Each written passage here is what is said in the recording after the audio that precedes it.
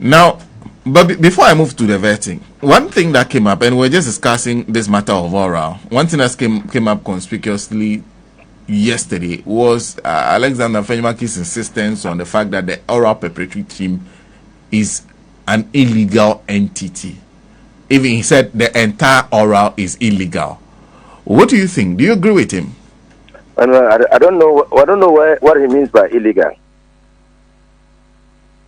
Oral is a creation of a platform, a structure within the administration of John Dramani Mahama for people who have evidence or information concerning others who have done wrong to this country in terms of looting the assets of the state, can report, and that platform takes the reports, do some preliminary investigation, and then forward a docket of what they have found out to the appropriate authorities, in this case, the Attorney General's office, for further study and action. How can that be illegal? Sana, you are a private citizen of this country. If you have reasons to believe that a member of the former government or a member of the present government has engaged in activities that clearly are contrary to the express values of the state, don't you have a responsibility to report? Don't you? Are you a structure? Are you a citizen? So I don't know what I think that the oral thing has frightened them out of their wits.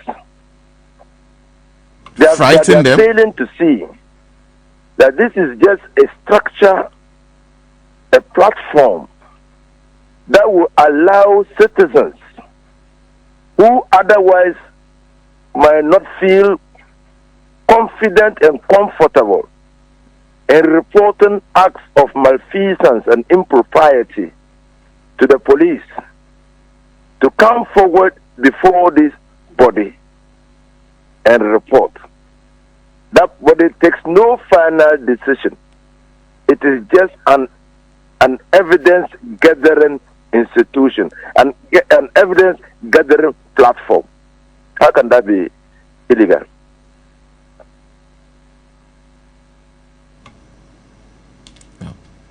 Because he kept raising it yesterday, and you're saying he was doing that because it's I suppose the fact that there's fear. Oh, you see, if you know Afenyo Makin, you know why he's raising it before a committee and not court. Because Afenyo Makin is a person who believes that every matter in this country must be resolved through the court system. I'm sure by now he would have been in court. That if he was convinced about what he was saying, yes, he would have been in court. He would have been in court. I see. Very interesting. And let's stay on him, because and I'm sure you watched the vetting yesterday. There are concerns that one, he was unnecessarily disruptive. There are also concerns that it's as if until he is done, the work of the committee is not done. Whilst every member of the committee is actually restricted, he cannot be restricted, and he does not restrict himself. He uses to grab attention unnecessarily. Are these concerns that are submitting a bill passed by the House to the President? This kind of committee. Ghanaians are in to do. Yes, they're very, very genuine. Honourable members, as is stated in the case of Boy Fuel versus NTAC, that in all these matters, it is the substance using the that privilege that has been given to him by the people of this country. What I can say is that because we need to urgently go back to the drawing board to see refinance. The distinction between the 1969 Constitution currently and the 1979 Constitution and the 1992 Constitution. In the 1969 Constitution, a person could only qualify to be minister if that person was a member of parliament. So when you look at the 1969 constitution, there was no requirement of vetting. Nobody vetted the president's nominee for ministerial position because the person would have otherwise qualified to be a member of parliament. In terms of Article 78 and I think Article 93. So there was no vetting. 1979, we went presidential system of government. So members of parliament were not qualified to be ministers of state. And that's why the criteria for the selection of a minister of state is that the person must be qualified to be a member of parliament.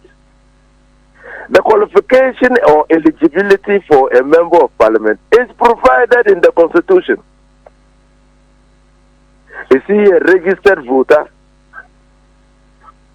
Has he been convicted of a crime of dishonesty? Has he been convicted of a crime and sentenced to death? Is he a certified bankrupt? The conditions are there. Now, so because we went fully parliamentary system, presidential system of government, all ministers of state have to go through parliamentary vetting. That is why the phrase "with the prior approval of parliament" entered our lexicon. 1979. Then 1992, we decided to fuse these two systems, the parliamentary system and the presidential system. And that's why the Constitution provides that he must be a member of parliament or qualified to be a member of parliament. That is bringing the 1969 and the 1979 experiences together and establishing a hybrid system of government, Article 78(1).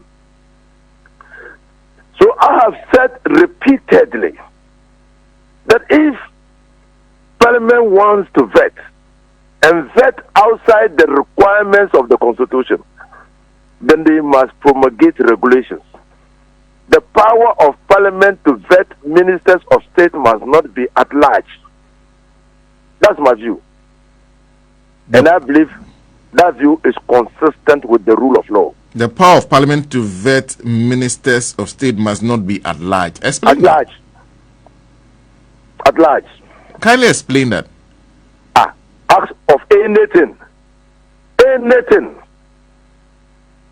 So, Afenyo Makin, what was it? It was even action of policy. Policy is within the domain of the executive. Article 58 of the Constitution vests executive authority in the president. Article 298 of the Constitution defines executive authority to be coterminous with the power with which government acts. So, president is government. If you read Article 58 and Article 296 together. So why will you ask somebody whether a policy of this will be implemented? That decision rests with the president, executive authority. So you see at large, when that person you are asking is holding that position at the pleasure of the president. So he was asking, for instance, in the case of Afenyo Atu, he was asking him questions as if Atu is the president of the Republic of Ghana. But read the Constitution, the Cabinet. It is to assist the president. It doesn't supplant the power of the president in policy formulation. assist the president. So that's why I think that we are abusing the office.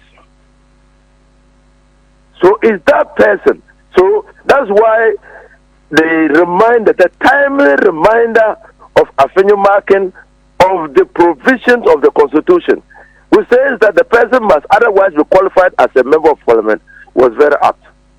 That was intended to draw his attention back to what the vetting process is about. So in my view, we have mixed two processes, and I've allowed Parliament to run wild with the vetting process, and particularly this Parliament.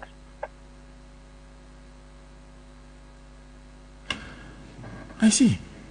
And particularly because there was a concern about the fact that there was a convention in Parliament that says that leaders of Parliament must be vetted in a different manner. And you had the minority leaders sitting there for over 4 hours.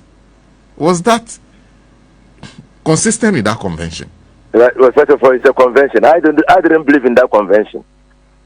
There was no need, actually, unless there were issues of the eligibility of the former minority leader in holding office as Minister of State. Nobody has asked you to test the competence of that person. Nobody.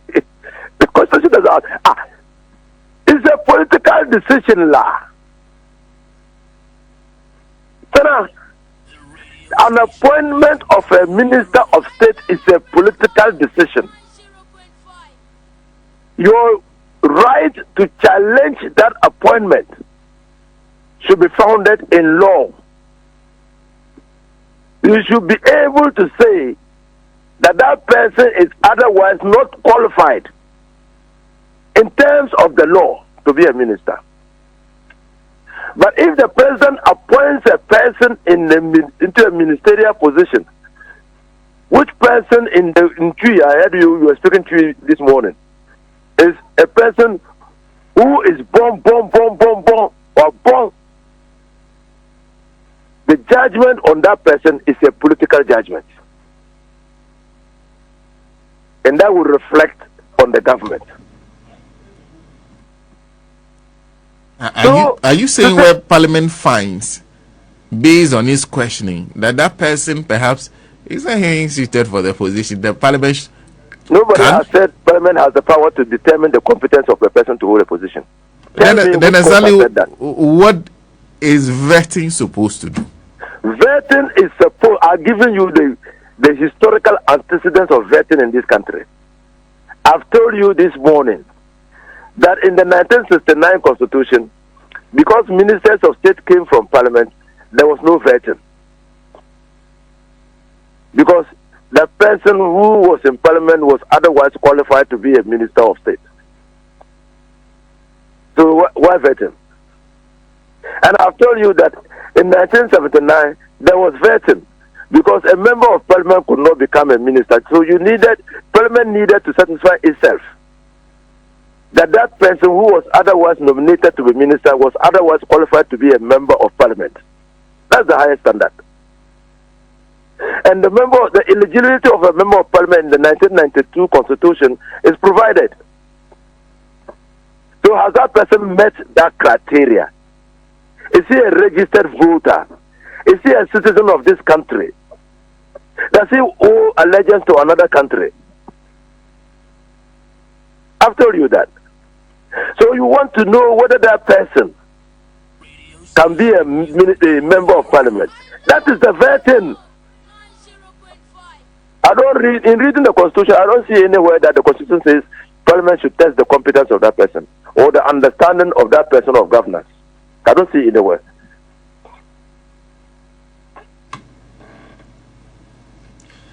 But Alaji, if we go by what you're saying, virtually every person who a president nominates will usually go through, because we've seen people in Parliament. No, not virtually everybody. Is that person qualified to be a member of Parliament? Has he registered as a voter? Scipio Gabra. Has he done his national service? Does he owe allegiance to another country? Is he a certified bankrupt? Has he been convicted of a crime of dishonesty? So even Parliament, that's why there are some people in Parliament today, they can't be nominated as ministers because they have been convicted of crimes of dishonesty and they are sitting in Parliament. I see. That is the vetting law. And you remember, in Ghana here, they don't want the truth. When you say the truth, they say, bring your head and they'll cut. When Akufo-Addo nominated his ministers and they were vetting them, and I said it will surprise me if they disqualify anybody. They said I should bring my head and they'll cut. Because almost all of them at that point were members of Parliament.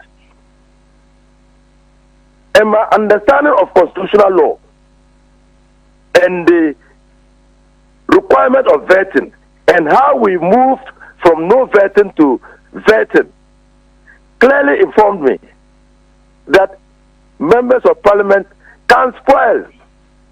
In vetting, they can expose the inadequacies of a ministerial nominee. But it will be gross injustice to disqualify somebody on the basis of a subjective assessment of competence.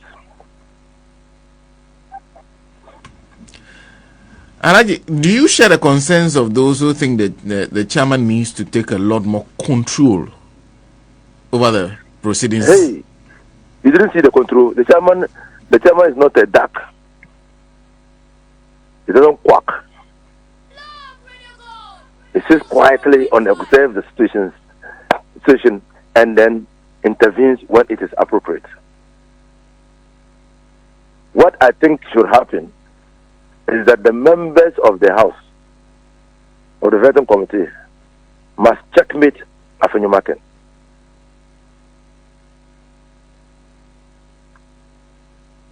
They must checkmate him. They must checkmate him. Like the way Honorable Agboja was doing yesterday? Yeah, like relevance. And the question of relevance.